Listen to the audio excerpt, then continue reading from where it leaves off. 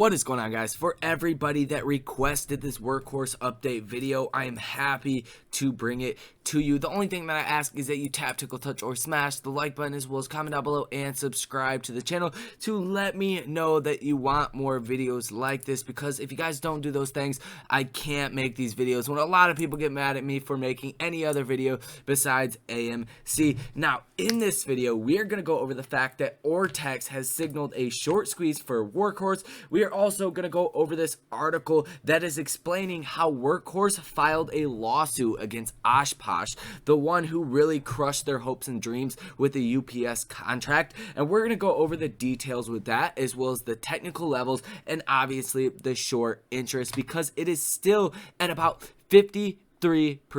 Get that right, 53%. So they're definitely in a vulnerable position for a short squeeze, and we're gonna go over everything you guys need to know. So I don't want to waste any time getting into this information, so let's get into it, guys. The short squeeze trigger happened on June 10th, and as we know, we have come down quite a little bit, but the mean return on these short squeeze triggers is 60%, 59.95%, excuse me.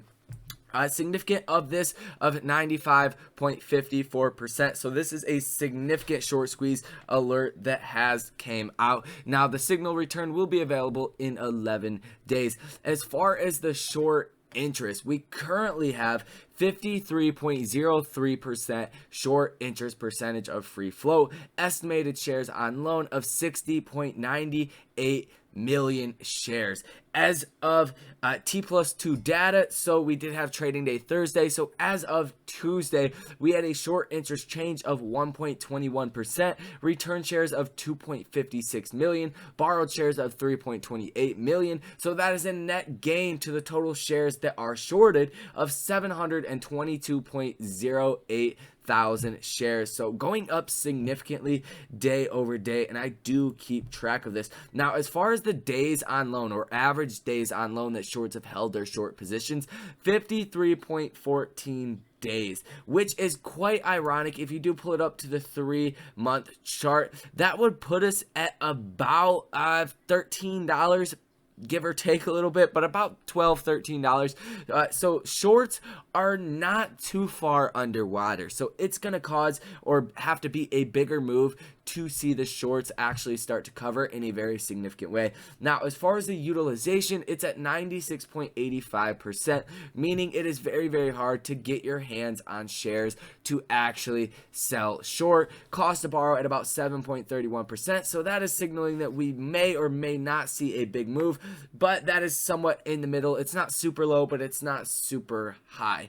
Days to cover at 3.38, that just signifies we do have low volume, because days to cover is really if all shorts wanted to cover their positions, in this case 53% of the total float, how long would it take? It would take 3.38 days. So that is pretty important information, not very important when it does come down to the grand scope of things. So that is all the short interest data you guys need to be aware about, but the meat and bones of this video is gonna be this: Workhorse challenges Postal Service Oshkosh mail truck contract, and this was pointed out by I Am Stump in the Discord, so check out the link down below for the Discord if you guys want to be a part of that. Actually, the buy and sellers, but that'll take you to the Discord, so if you guys want to be a part of that, make sure to check that out. But big shout out to you, Stump. We're gonna use this in the video because I read this article and it is quite interesting nevertheless. So electric vehicle company Workhorse Group filed a legal challenge on Wednesday to the US Postal Service USPS decision in February to award a multi-billion-dollar 10-year contract to Oshkosh Defense to manufacture a new generation of postal delivery vehicles. The contract would be worth $6 billion in total. It allows for a delivery over 10 years of between 50,000 and 165,000 of a mix of internal combustion powered and battery electric vehicles. Workhorse had proposed building an all-electric vehicle fleet for USPS and has the support of many US lawmakers.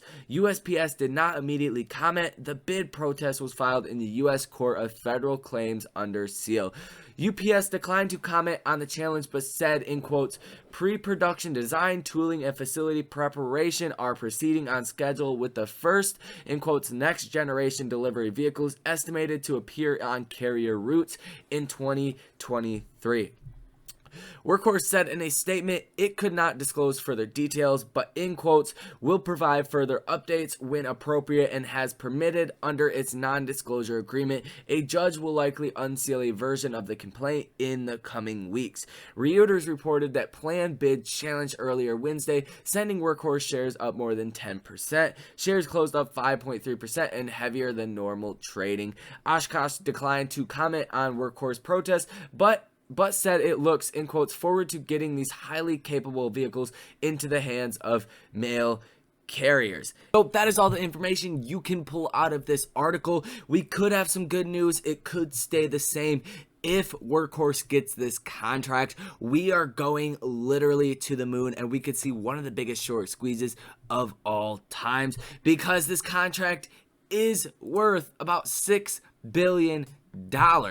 And Workhorse total market cap is $1 billion, and they have over a 50% short interest. Now, I would not bag on this, but if it does happen and we do get this news, that would be a great time to strike on a trade. But that is pretty much it for this. If there's any updates, I will be sure to bring that in a follow-up video. Now, taking a look at the technical levels, guys, we have been consolidating really hard towards our lower end support level of about $14, currently at $14.80 per share.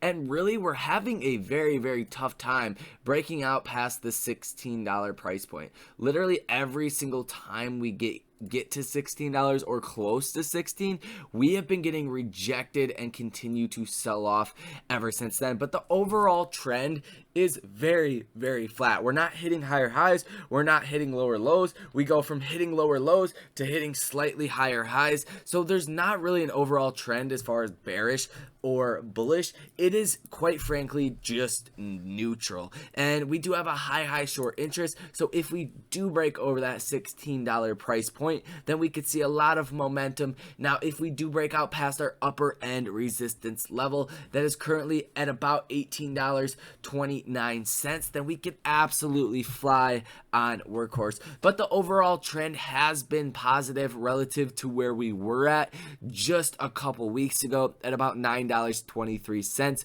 was the low that we did hit, and that was on June 1st. That was only 16 days ago, about 2 weeks. And since then, like I said, we hit about $18.55. So that was still a 100% move. So it is still, in a bearish or bullish uptrend, I should say. Not bearish, bullish uptrend. But it's not quite clear which direction we will go to going into the future. So that is just something to keep in mind. It's not really telltale here yet. It's not a bullish or not a bearish pattern that is going on. But as far as the MACD, when you are on the 15-minute candlesticks, we are bullish in after hours, obviously up 2.42%.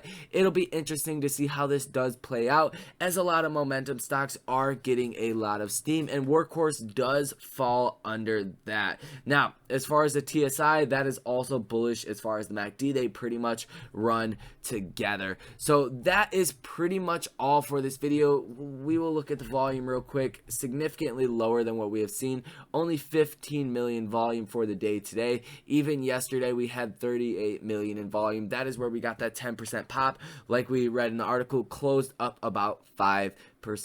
So we're gonna need to see some more volume head back into this. It's really a coin flip as far as if we will short squeeze anytime soon or not. If a lot of people start talking about this, then we definitely could. When we did pop a lot, right, from about $9 to $15, give or take, we had 155 million in volume. That is a fraction of what AMC has even traded. So if a lot of people do start to flow into Workhorse, then we will see a major squeeze. 53% short interest is a little ridiculous and overblown, if you do ask me myself. These short sellers are really just trying to bankrupt Workhorse. So that is all I do have for this video, guys. There's not too much else to add besides the RSI is slightly neutral, but a little bit to the overbought side. It's been over here at this overbought side ever since we did hit the highs, not really going over for any substantial amount of time, but not really coming down as well.